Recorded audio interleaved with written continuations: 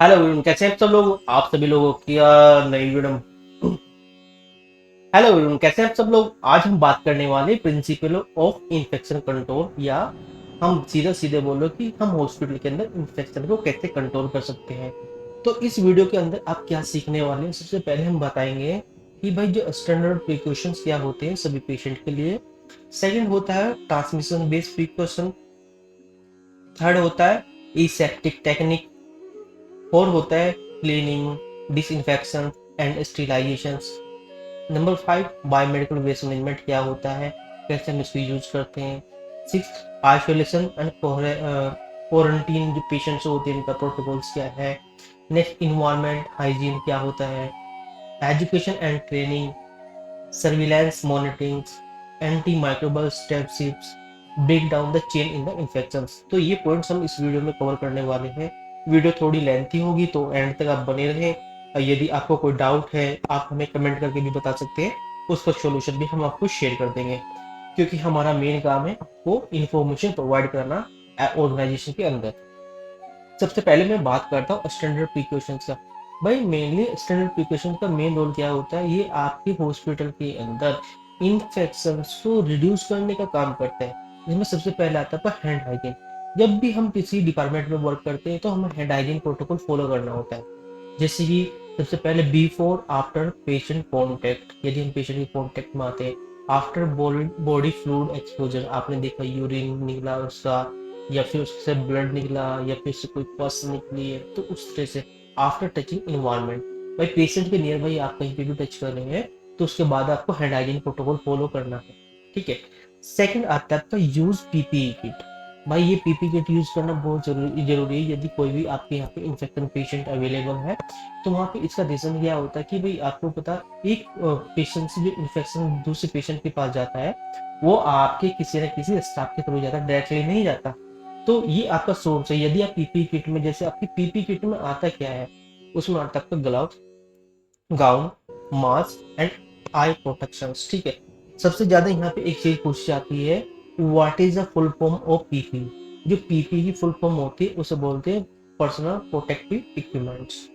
ठीक है। नेक्स्ट है सेफ हैंडलिंग ऑफ साफ। ये बहुत जरूरी, आप निडल यूज कर रहे हो, आप सिरिंज यूज कर रहे हो, तो आपको प्रॉपर जो भी आपके सिरिंज यूज कर रहे हो या कोई भी शार्प चीजें यूज कर रहे हो उसे केयरफुली आपको डिस्कार्ड करना है।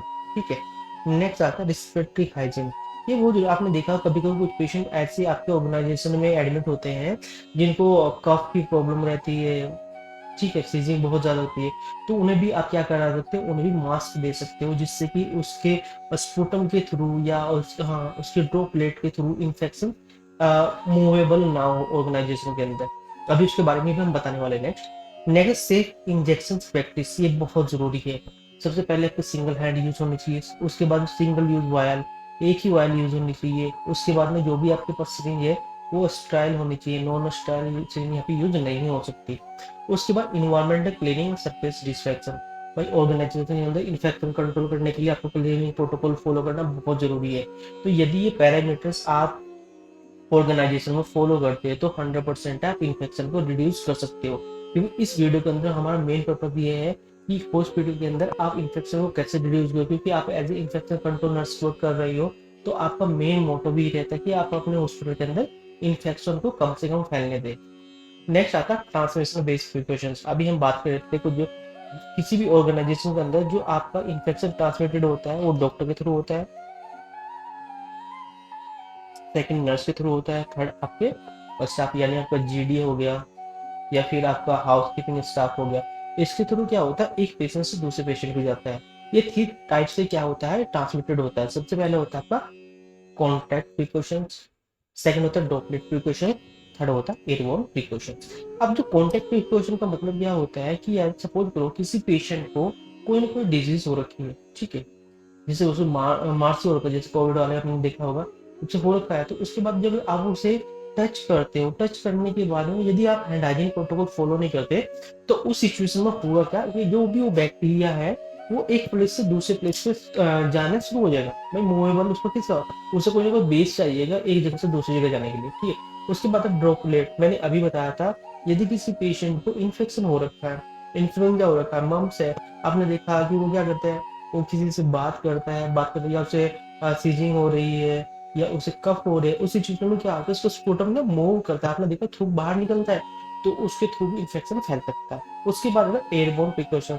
वो एयरबोर्न इन्फेक्शन जैसे लोगों को ना टीबी हो जाती है, मेंस हो जाता है, कोविड-19, इनको क्या करते हैं, इनको अलग से क्वारंटीन एरियाज में रखते हैं, यानी आइसोलेशन वार्ड में रखते हैं कि जिससे कि इन्फेक्शन स्प्रेड ना हो। नेक्स्ट आता है सेप्टिक टैंक। ये बहुत जरूरी है। बहुत जरूरी क्यों है? यदि आप अपने ऑर्गेनाइजेशन के अंदर कोई भी प्रोसीजर करते हो, ओटी में करते हो, या फिर कोई पेशेंट आपका आईसीयू में है, उसकी ड्रेसिंग होनी है, तो उस कंडीशन में आपको एसेप्टिक टेक्निक यूज करनी है। आपके बाद में जो भी इंस्ट्रूमेंट है, ड्रिप्स है, ग्लव है, इन सभी प्रोसीजर है, वो सबसे ज्यादा पहले आपके स्टाइल होने चाहिए। यदि स्टाइल नहीं है तो सबसे पहले आपको स्टाइल करने, उसी के बाद यूज करने, उसके बाद maintain style field in the operation theatre and ICU. ठीक है। नेक्स्ट है आपका cleaning, disinfection and sterilization. Cleaning में क्या है भाई, आपके पास फिजिकली जो भी डर्टी मटेरियल है या ऑर्गेनिक मटेरियल है, उसको क्या करना है, आपको डिपार्टमेंट से बाहर रख कर देना है। आपको डिपार्टमेंट में नहीं रखना, चाहे आपके आईसीयू हो, इमरजेंसी हो, ओटी हो, एमआईसी हो, या कोई सा भी आईसीयू हो, उसके अंदर नहीं रखना। नेक्स्ट है डिसइंफेक्शन। भाई आप जब भी डिसइंफेक्शन का मतलब क्या था, हमने बोला था भी हैंड हाइजीन के लिए।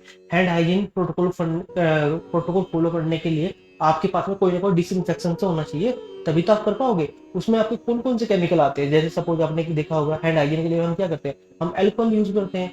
यदि कहीं कहीं पे ब्लड गिर गया तो वहां पे हम हाइड्रोक्लोराइड यूज करते हैं। वो उसके बाद में क्लीनिंग के लिए हम फिनोल यूज करते हैं, जिससे जो भी पैथोजेंस हैं उनको हम किल कर सके। हमने अभी भी बताया था इन्वायरमेंट क्लीनिंग के बारे में, तो उसमें भी ये उसका मेन पर्पज क्या है कि हॉस्पिटल के अंदर जो भी डिपार्टमेंट में वर्क करे उसमें इंफेक्शन अवेलेबल ना हो। ठीक है। उसके बाद है स्टेलाइजेशन। देखो ये पूरा पार्ट आ जाता है आपको सीएसडी का। आपको सीएसडी में भी वर्क करना है। सीएसडी में जो हम स्टेलाइजेशन करते हैं, दो तरीके से करते हैं। एक तो करते हैं हम ऑटोक्लेव के थ्रू, और एक करते हैं ईटीओ के थ्रू। ठीक है। जिसे हम बोलते हैं इथाइलिन ऑक्साइड। ठीक है।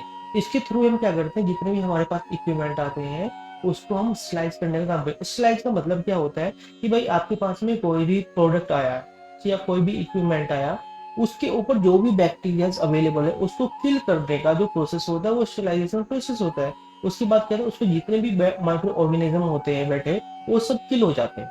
ठीक है। नेक्स्ट है आपका बायोमेडिकल वेस्ट मैनेजमेंट। ये बहुत जरूरी है। हमने उस दिन भी बात की थी कि जब आप as a infection controllers work करते हो ऑर्गेनाइजेशन के अंदर, तो आपको डेली मॉनिटरिंग करना होता है बायोमेडिकल वेस्ट मैनेजमेंट को, कि भाई आपके यहाँ पे प्रॉपर सेग्रीगेशन हो रहा है या नहीं हो रहा है, जो वहाँ पे स्टाफ है उसको प्रॉपर अवेयरनेस है या नहीं है, उसमें बायोमेडिकल जो भी आपके बायोमेडिकल रूल्स है वो गाइडलाइन फॉलो हो रही है नहीं हो रही, और साइनिंग वहाँ पे अवेलेबल है, ये सब चीजें आपको देखनी होती है। यदि आपके यहाँ पे सेग्रीगेशन इश्यूज है तो वहाँ पे इन्फेक्शन फैलने के चांसेस बहुत ज्यादा है। उससे क्या होगा, आपका जो स्टाफ है, जैसे आपका हाउसकीपिंग स्टाफ है, ट्रांसपोर्ट करने का काम करते हैं डिपार्टमेंट से बायोमेडिकल रूम के अंदर, तो जब वो उसको डिस्कार्ड करता है या उसको सेपरेट करता है तो वो भी टच कर लेता है, तो वहां से उसको भी इन्फेक्शन होने के चांसेस है। तो आपका मेन रोल रहेगा कि उसको भी ट्रेनिंग दी जाए। उसके बाद safe storage, transport and disposal. ये मैंने सीधा बताया। सेफ स्टोरेज का मतलब क्या आता है, जब आप एक डिपार्टमेंट से दूसरे डिपार्टमेंट में लेके जाते हैं, सपोज करो आपका जो बायोमेडिकल वेस्ट आपका आईसीयू में रखा और अपनी टॉप फ्लोर पे या बेसमेंट पे अपना बायोमेडिकल रूम बना रखा, तो वहां ले जाने के लिए आपके पास में प्रोटोकॉल होना चाहिए। आप ऐसा नहीं शोल्डर पे उठा के लेके जा रहे हैं या नीचे से उसको मूव करके लेके जा रहे, नहीं, आप ट्रॉली यूज कर सकते हैं ट्रांसपोर्ट करने के लिए। उसके बाद डिस्पोजल करने का प्रोटोकॉल मैंने ऑलरेडी बता दिया, क्योंकि अब बायोमेडिकल वाले आते हैं उठा के लेके चले जाते हैं। उसके बाद है needle and sharp disposal punctures proof container.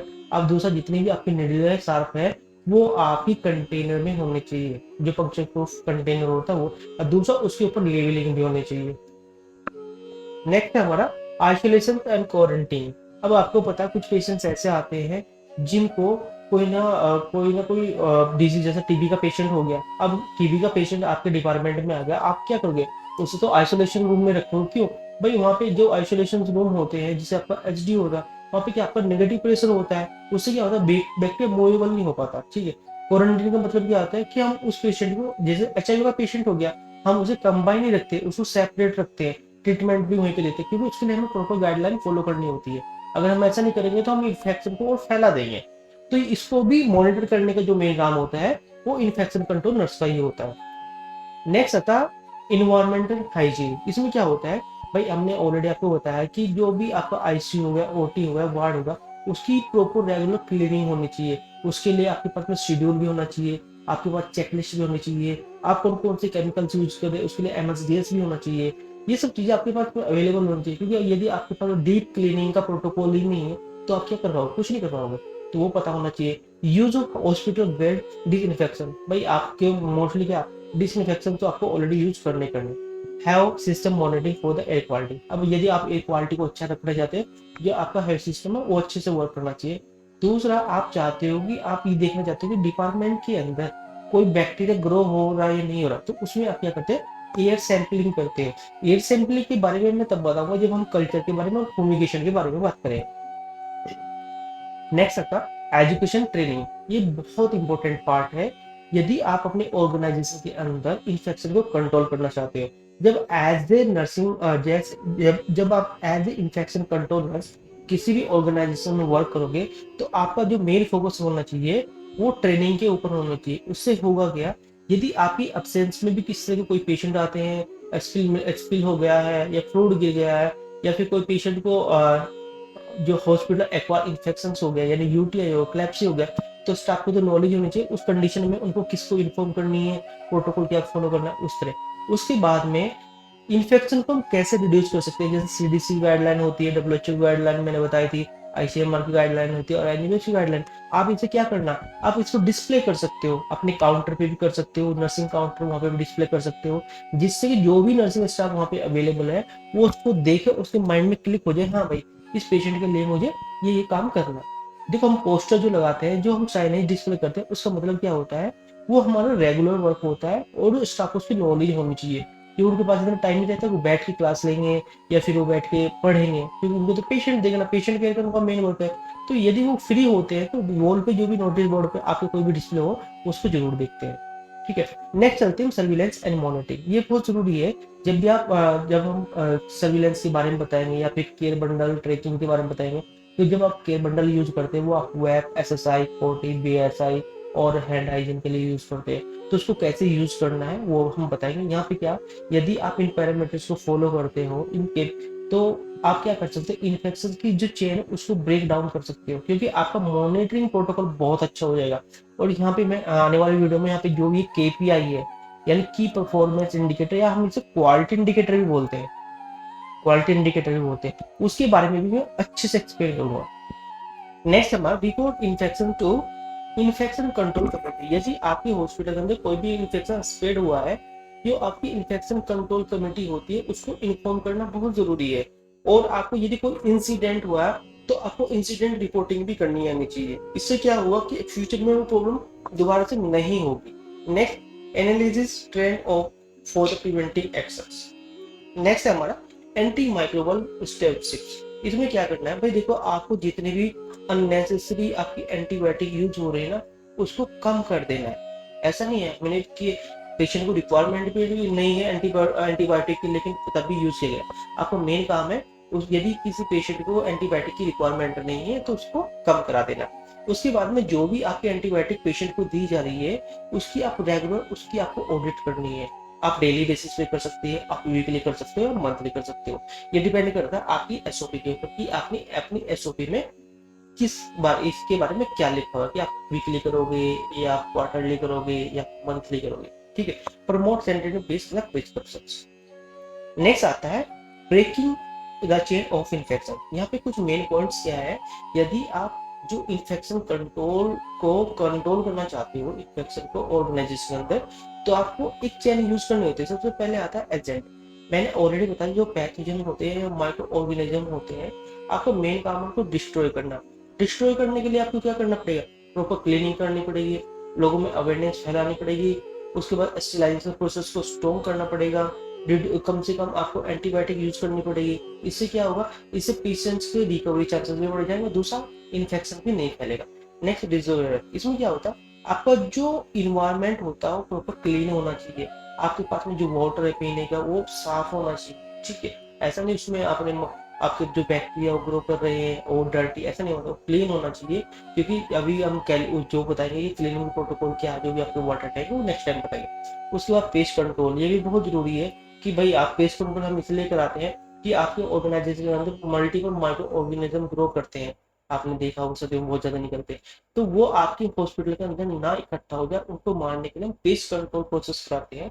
कोई भी आप आउटसाइडर सर्विसेज ले सकते हो या इंसोर्स सर्विसेज भी ले सकते हो। इसमें क्या होता है, केमिकल्स होता है, उसको स्प्रे की जाती है, तो वहाँ पे जो भी बैक्टीरिया फंजाई या जो भी ग्रो हो रहा है वो सब किल हो जाते हैं।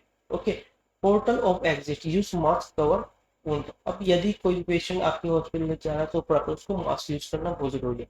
उसके बाद मोड ऑफ ट्रांसमिशन, ये बहुत इंपॉर्टेंट है। इसके लिए आपको क्या करना, हैंड हाइजीन प्रोटोकॉल फॉलो कराना, पीपी किट देना और सेफ डिस्पोजल कराना। जो भी आपका बायोमेडिकल है वो प्रेफर सेफ डिस्पोजल होना चाहिए। उसके बाद portion entry, aseptic procedure wound care. अब आपको मैंने ऑलरेडी बताया एसेप्टिक प्रोसीजर आपको यूज करना। जो भी आपकी वुंड केयर है ना, वो आपको अच्छे से करना है। अगर वुंड केयर आप अच्छे से नहीं करोगे तो पेशेंट की इन्फेक्शन बहुत जल्दी हो जाएगा।